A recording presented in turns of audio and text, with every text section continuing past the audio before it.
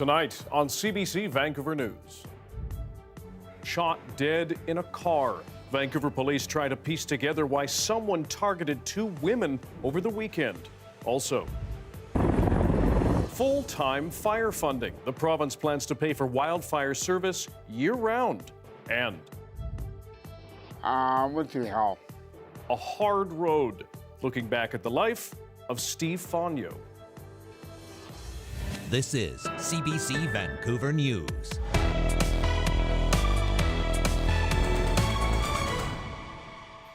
Good evening. Thanks for joining us. I'm Dan Burritt. Anita is off tonight. Vancouver police have released very few details after someone shot and killed two women yesterday morning.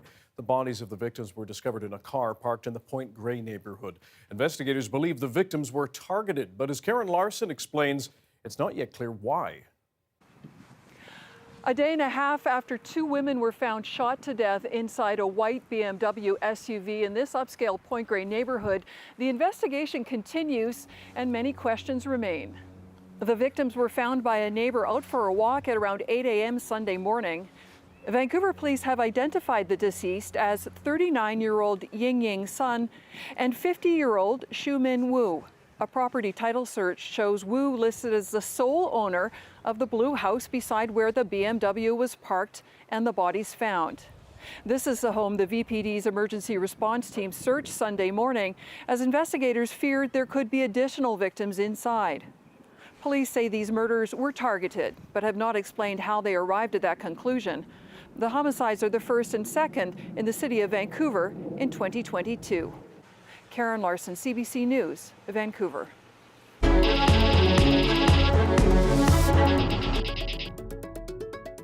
The BC government says climate change is top of mind as it gets set to unveil its budget tomorrow. This after a year of brutal heat, bitter cold, devastating floods, and wildfires. And in a big change today, the province says the BC Wildfire Service will be fully staffed and operational year-round.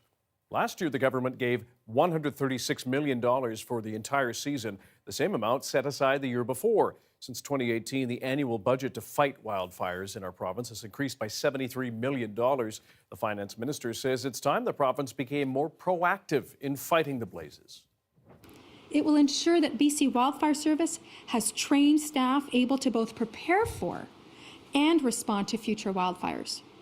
This approach will deliver all pillars of emergency management: prevention and mitigation, preparedness, response, and recovery. It's an acknowledgement of what we have seen with BC's wildfire season starting sooner and ending later each year.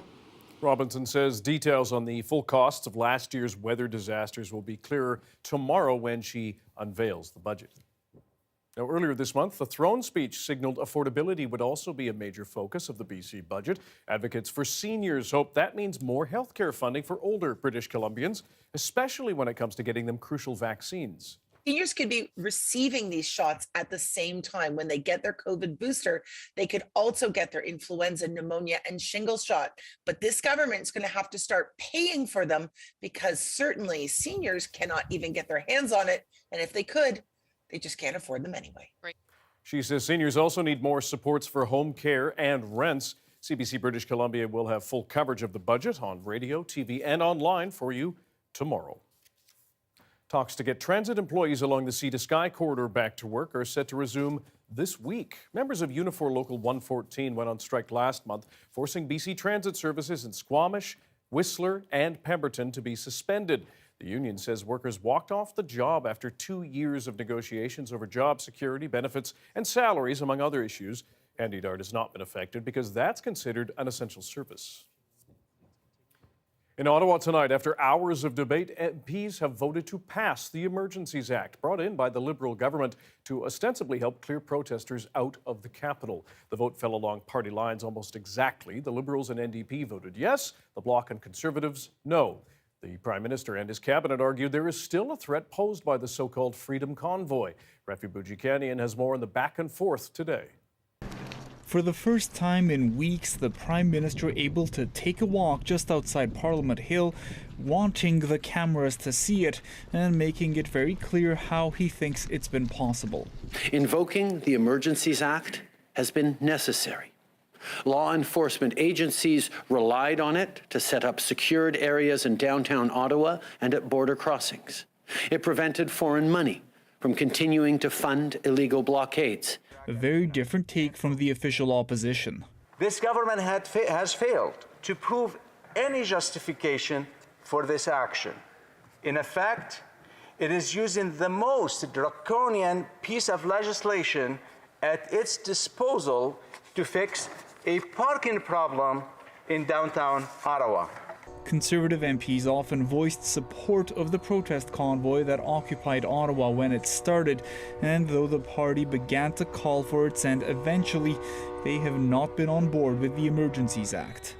Can the Prime Minister tell us what is the criteria for this emergency to be declared over, and on what date will he end these unprecedented and invasive measures?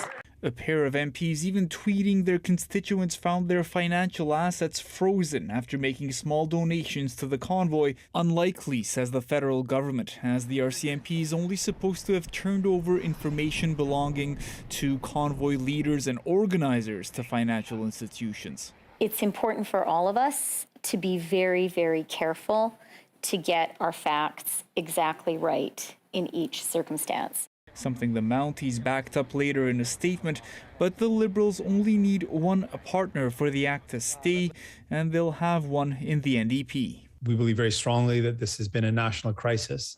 Trudeau appears well aware this could fast become an unpopular measure. No doubt these fences blocking off access to the Hill, not something he wants in front of cameras forever.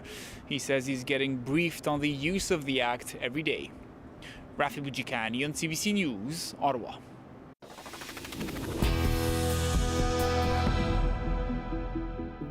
He ran across Canada to raise money for cancer research after losing his leg to the disease. In doing so, Steve Fagno became a national hero. He later battled drug abuse and near homelessness. Steve Fagno died in Burnaby this weekend, and as Lindsay Duncombe reports, the man who raised millions to help fight cancer leaves behind a complicated legacy. Not even a rock star could top this. Determined, open, complicated, and flawed, Steve Fagno was a Canadian hero, and life as a hero was hard. I want him to be remembered as somebody who tried his best. One of the most famous and revered Canadians in the 80s died in this Burnaby hotel after having a seizure. The cause of death hasn't been determined. Fagno was treated for cancer when he was 12. His leg was amputated. Inspired by Terry Fox, Fagno set out on a cross-country run in the winter at age 19. I am not finishing his run. I am making my own run. Unlike Fox, who had to stop because his cancer came back, Fagno completed his run, raising $14 million for cancer research. Steve was, kind of sentenced to figure out his life afterwards, and he was definitely not prepared for that. I never, ever thought in my life I would put myself to this level. This 2015 film captured the worst of it: anger, addiction, criminal convictions. The people of Canada are guilty. It's their fault because of where I am. Fagno's crimes included fraud and assault. He suffered a beating that nearly killed him and made it difficult for him to speak. Went through hell. Fagno's Order of Canada was rescinded. His family would like to see it restored. Once you do something good or honorable, then you did that thing, and it shouldn't be taken away based on your, human fallibilities. That's unlikely. Rito Hall says the order can only be given to people who are alive. A friend in touch with Fagno before he died said he seemed happy, excited to get a new prosthetic leg, a bright memory to seal a complicated legacy. Lindsay Duncombe, CBC News, Vancouver.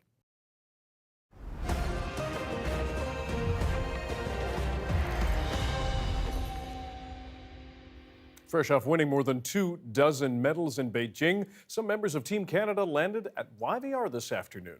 There were hugs and smiles as family and friends welcomed their loved ones back home. Nearly half of the 215 Canadian athletes who competed were still in Beijing at the end of the Games. Many who finished early left the Chinese capital as soon as they finished their events. in accordance with strict COVID-19 safety protocols. They've had a very difficult year, and to see them both being able to go to Beijing to represent their country is beyond, we're so thrilled, we're so happy, and to see them and finally hug them, oh my gosh. Canada piled up 26 medals at the Games, 4 gold, 8 silver, and 14 bronze. It is the second highest medal tally by a Canadian team at the Winter Olympics so far. Many are hoping we will improve on our performance in the next Winter Games, which are set to be held in Milan and Cortina in Italy in 2026.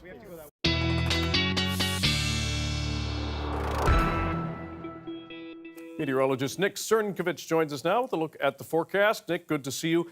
We're bracing for some more cold here on the South Coast, among other places. Cities are, in fact, opening up warming shelters to get some people inside. How cold is it going to get here?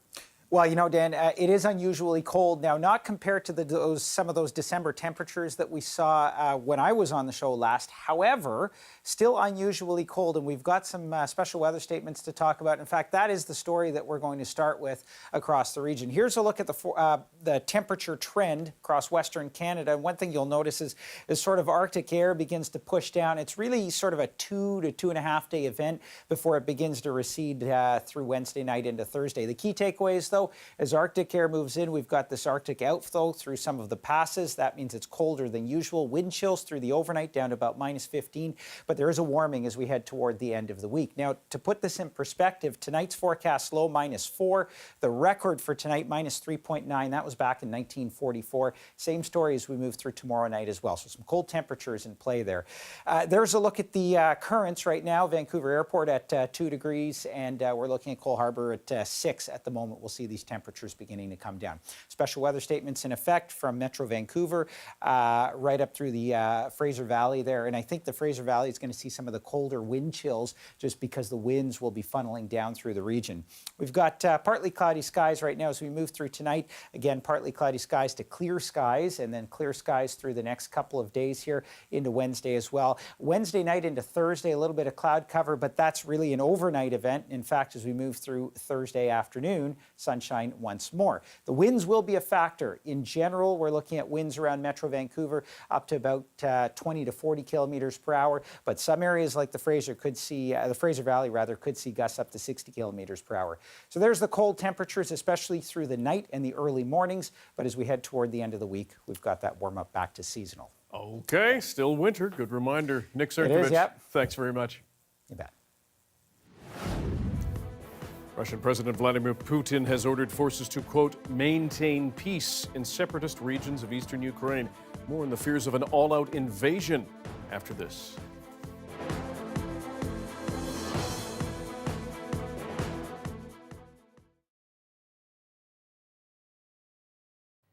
Hello to everyone on our commercial-free live stream tonight. Thank you for joining us on this family day here in BC. A puppeteer and comedian from Tisutina First Nation is helping give people a new life to a beloved CBC program from the 1980s. Derek Starlight is teaming up with other local puppeteers to bring the furry cast of Fraggle Rock to life. Again, video producer Monty Kruger has a look.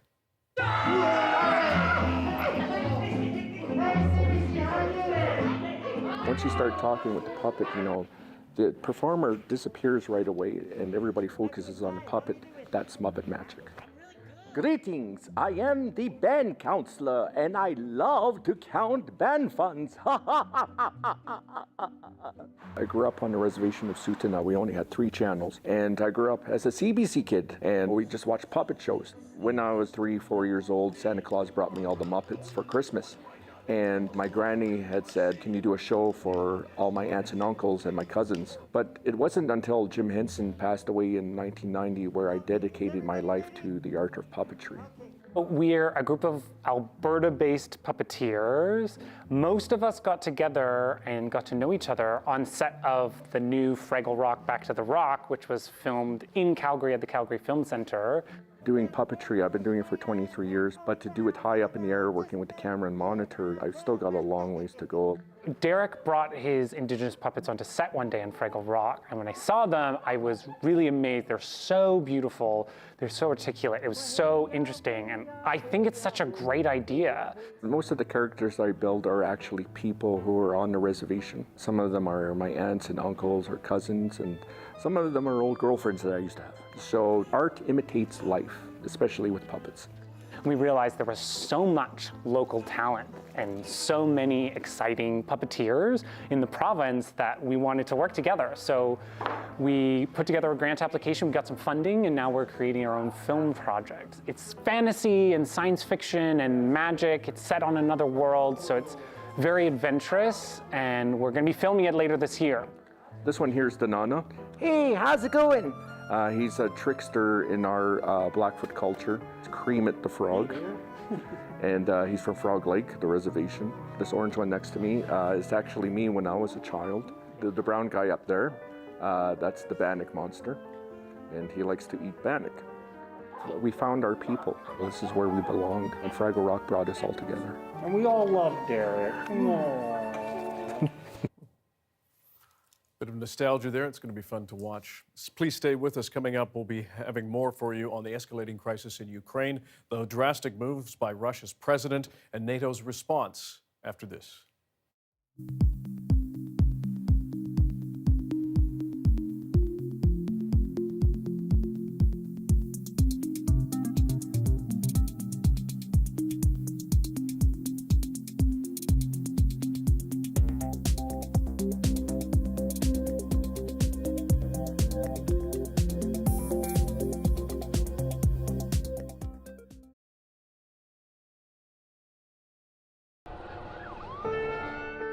Yeah, it's really relevant here in Metro Vancouver.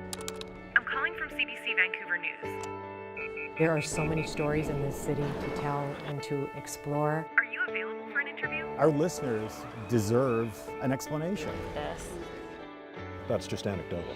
It's really the perfect place to live. The fact that people come from all over and want to make a home here, that says a lot about the city.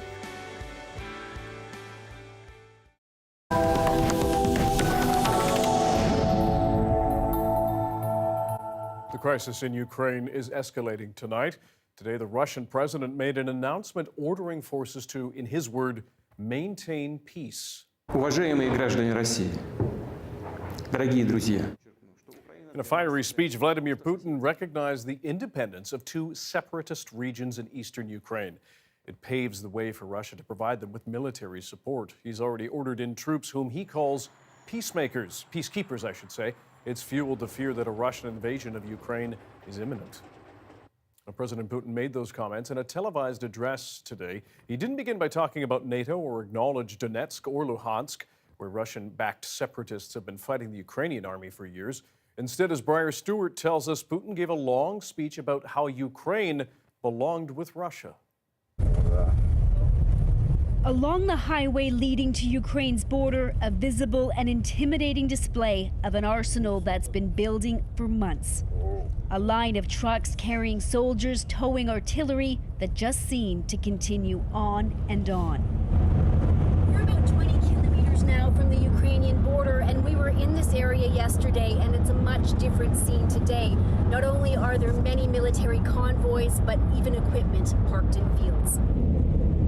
Dozens of tanks lined up in rows and appear to just be waiting. This afternoon, President Vladimir Putin summoned his top officials to a theatrical meeting carried on state television. He claimed he hadn't spoken to them about the subject before, but wanted their input on whether to recognize the two breakaway regions of Donetsk and Luhansk as independent. In the last few days, thousands of evacuees have streamed out of there because the Russian-backed separatists told them it was no longer safe to stay. They blamed the Ukrainian army for the escalating violence, which Ukraine denies. Women and children boarded buses to leave, as the men are required to stay behind and fight alongside Russia and the separatist militia. This will be for a short time, this man says. Let's say 2 weeks. At least that's what I hope. Russia says tens of thousands are fleeing for their lives, but Ukraine and the U.S. see them as being used as part of a sinister political plot to give Russia an excuse to invade. This evening, in a nearly hour-long televised speech, Putin gave an unequivocal sign that all of Ukraine should be aligned with Russia. Ukraine is not just a neighboring country, he said. It's an integral part of our history, culture, and spiritual continuum. After he announced Russia was recognizing Donetsk and Luhansk as independent, he signed a decree with the separatist leaders, but not before he issued this warning. From those who seized and hold power in Kyiv, he said, we demand an immediate cessation of hostilities. Otherwise, he said, Ukraine will be responsible for any more bloodshed. The CBC's Briar Stewart reporting tonight.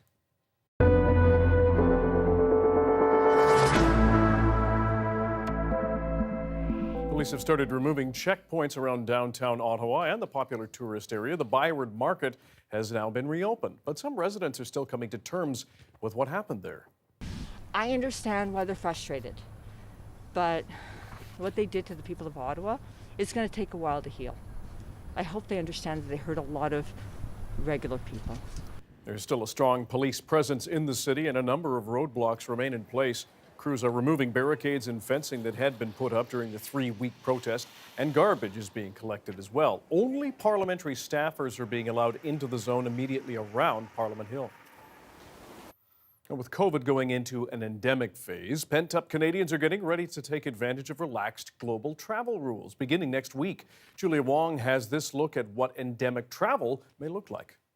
April is Puerto Vallarta. Kelly Bergquist is a world wanderer, and she is not letting COVID-19 get in her way. I would wear a mask forever if I have to, just to be able to travel. The Edmonton woman traveled throughout the pandemic and has more trips planned. Next month I'm going back to Expo, April I'm going to Puerto Vallarta, and May I'm going to Sweden. For Canadians who have stayed home the last 2 years, there's pent-up demand to get away. We're going to Phoenix. Really liberating. I think it's super nice to be able to travel. Calls and bookings have surged since the federal government announced it's dropping its advisory against non-essential international travel at the end of the month, as well as PCR testing requirements for vaccinated Canadians coming home from abroad. But travelers still have a lot of health-related questions. What are the COVID rates in the destination that I'm traveling to? They're interested in the number of people that are at a resort or a hotel. They are interested in all of the safety measures. Before they buy a ticket post-COVID, the Conference Board of Canada says travelers are also considering the distance they might travel in case they have to come home quickly. Being able to head south but also be close to home is boosting people's confidence in booking. When it comes to travel insurance, policies changed throughout the pandemic, and they're expected to evolve again now that travel restrictions are easing and when COVID transitions to an endemic disease.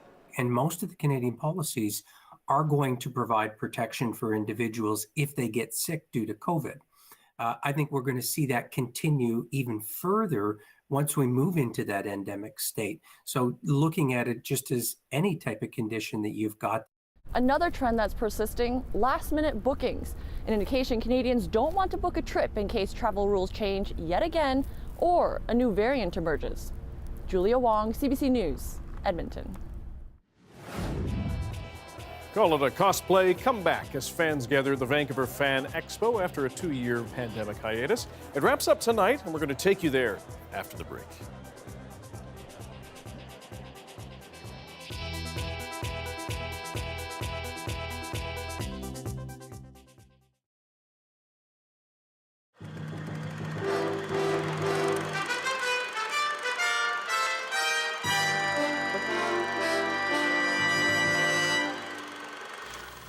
The 145-kilometer-an-hour winds tore down power lines in Oregon, Washington, and British Columbia. 50,000 people in southwestern BC were without power this morning. Some roofs were torn from houses and light aircraft were damaged.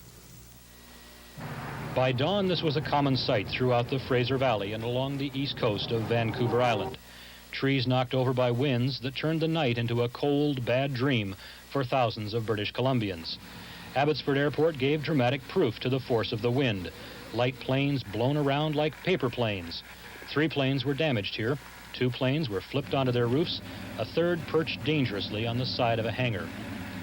The Albion Ferry, which connects Fort Langley and Maple Ridge across the Fraser River, had to be canceled this morning while Department of Highways crews repaired the damage from a tree that fell across the approach to the ferry. Schools throughout the Fraser Valley were closed when power failed. One of the biggest was the North Surrey Secondary School. The electricity was restored before 9 a.m., but school officials had already given the word, no school today. On Vancouver Island, the problems were much the same. One West Coast lighthouse recorded wind blowing steadily at 140 kilometers per hour. Power failures were widespread, but damage appears to have been limited to a lot of broken trees. Steve Kruger, CBC News, Vancouver. There's some concern in Vancouver that the Montreal Agreement could complicate settlement of the dispute that's closed both this city's major newspapers since last November. Talks here have stalled on the key issue. The papers demand that the number of jobs in the press room be reduced. Publication of a strike newspaper has helped insulate the 1,400 strikers from financial hardship. Profits from their paper mean that strike pay is running as high as $200 a week. But after 14 weeks, some newsroom employees are beginning to question openly the policy of unconditional support for the pressmen's struggle. Most Vancouverites appear to have adjusted to life without the big dailies. Many businesses have found new forms of advertising, although some retailers are now saying business is suffering. The standoff has sparked speculation that the Sun will take the initiative in the next few weeks, risk the wrath of the union movement, and publish a paper. It's always an alternative when people withdraw their services that the company involved, be it a newspaper or whatever, has the right and at some point perhaps the obligation to go ahead and do just that. But we haven't reached that point now. Davies says an indication of total inflexibility on the part of the unions is what it would take to have him set his idle presses rolling again with a strike-breaking newspaper. Colin Holt, CBC News, Vancouver.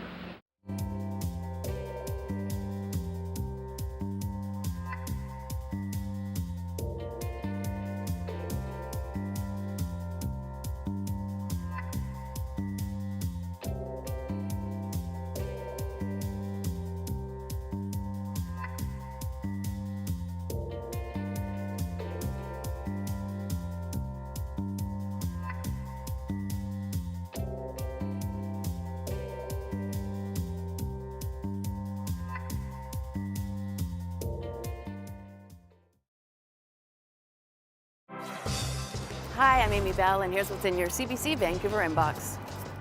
Join CBC British Columbia's Michelle Elliott at 2 upcoming events. Celebrate International Women's Day and get inspired at the virtual West Coast Leafs Equality Breakfast for dinner on March 8th. Get your tickets at westcoastleaf.org. And on March 10th, join women entrepreneurs for insightful conversations at the Surrey Board of Trade's Entrepreneur Showcase. Learn more at businessinsurrey.com.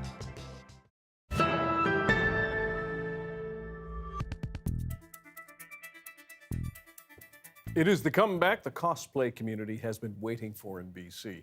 After 2 quiet years, Vancouver's largest pop culture convention roared back this weekend, and it wraps up this evening. As Janella Hamilton shows us, the costumes were almost as bright as the smiles. Wait, Doc, are you telling me that it's 8:25? Damn, I'm late for school. From movie stars to superheroes, thousands of cosplay fans had the opportunity to get into character at this year's Fan Expo Vancouver. Brian Tuck has been attending the event since its inception more than a decade ago. He says it's a place where he can express his love of pop culture. I'm just a nerd, and this is like the place where nerds come, and it's also kind of cool meeting like all the big names of like people that I've watched growing up. Big names like William Shatner, Emily Swallow, and the Trailer Park Boys. It's just nice to get out and see people again. Ricky was living in the woods eating squirrels. We don't need to talk about that. A little comic relief missed by community members after the event was canceled the past 2 years. It feels like we're slowly getting back to normal. You know, masks, I still feel safe. You can always like chat with people online, but it's never the same as like actually interacting with people like in real life and stuff. So yeah, it's just good for your mental health, I think. Organizers say the expo provides a safe space for the cosplay community, a place where people can dress up in costume and be creative. These events are driven by passion, and we really provide that platform where people can feel comfortable and safe. A passion shared by Morgan Lance, who spent more than a month making her costume by hand. I think there is an importance in being able to step out of yourself sometimes and just enjoy the ability to be someone else for a little, or at least express yourself artistically. And like a community that is accepting, as the cosplay community is. It's very open, it's very accepting. And I think that in itself is very important, especially for people who don't feel like they belong anywhere else. A platform for cosplay fans and BC businesses like Pitt Meadows Krypton Toys. For little stores like ourselves and some of these merchants out here, these shows are what carry us through the year. So to be back here amongst the fans, amongst the collectors is an incredible thing for us. And so collectors are after that. An event where you can get your hands on the latest collectibles, try out new video games, or chat with your favorite celebrities. Janella Hamilton, CBC News, Vancouver. I've heard it referred to as nerd stock, but if you get to hang out with Ecto-1 and a bunch of cool costumes, sold. Thanks for watching. We'll be back here tomorrow night at 6 o'clock and at 11. Take care.